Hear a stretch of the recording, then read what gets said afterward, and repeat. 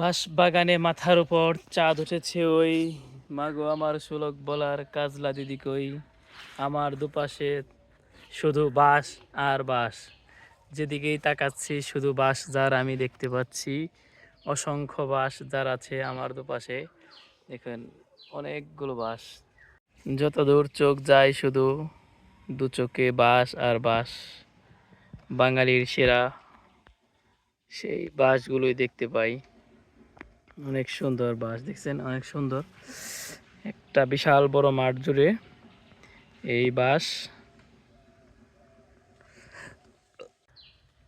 অনেক বপন করা হয়েছে একটা ফসলি জমিতে। আমি আর আমার ভাগনা এখানে বসে আড্ডা দিতেছি।